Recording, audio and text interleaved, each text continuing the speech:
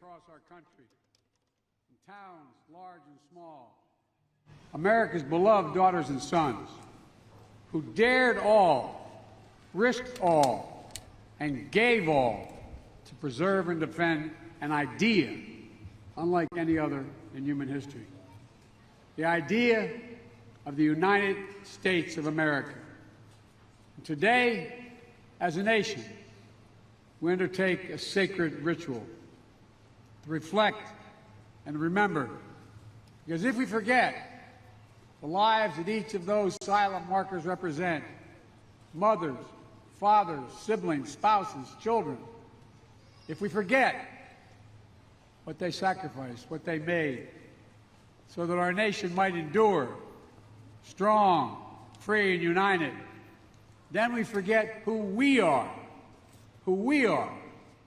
Memorial Day is always a day where pain and pride are mixed together. We all know it sitting here. Jill and I know it. Today's the day our son died. And the enduring grief borne by the survivors is the cost of war that will carry as a nation forever. And so, to every Gold Star family, to every survivor and family member and caregiver, this grateful nation owes you as well as the mercy you lost. And we can never repay the sacrifice. But we will never stop trying.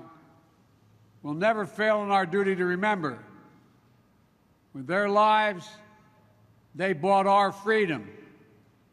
And so with our lives, we must always live up to their example, putting service before self, caring for our neighbors as ourselves, working fervently to bring our union just that much closer to fulfilling the founding creed. As the Secretary said, that all women and men are created equal. I've often said that as a nation we have many obligations, but the only one that is truly sacred, the only truly sacred obligation we have, is to prepare and equip those women and men we send into harm's way and care for them and their families when they return home and when they don't. And in this moment, when a war of aggression is once more being waged by Russia to snuff out the freedom, the democracy, the very culture and identity of neighboring Ukraine, we see so clearly all that's at stake. Freedom has never been free.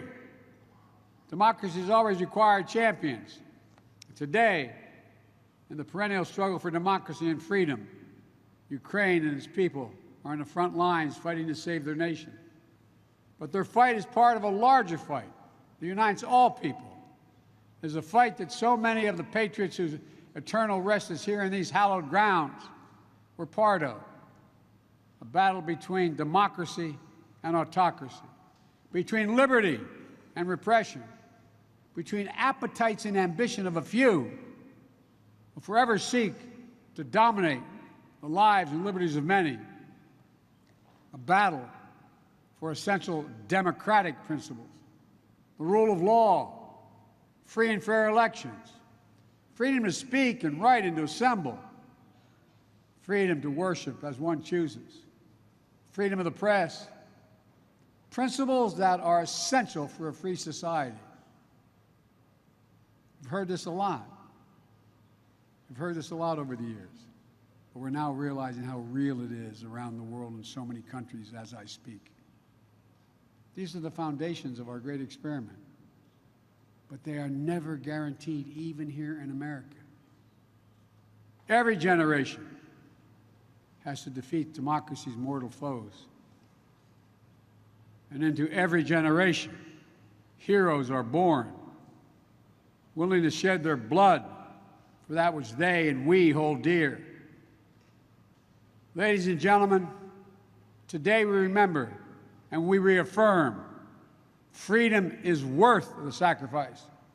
Democracy is not perfect. It's never been good, perfect. But it's worth fighting for. If necessary, worth dying for. It's more than just our form of government. It is part of the very soul of America, the soul of America. Our democracy is our greatest gift as a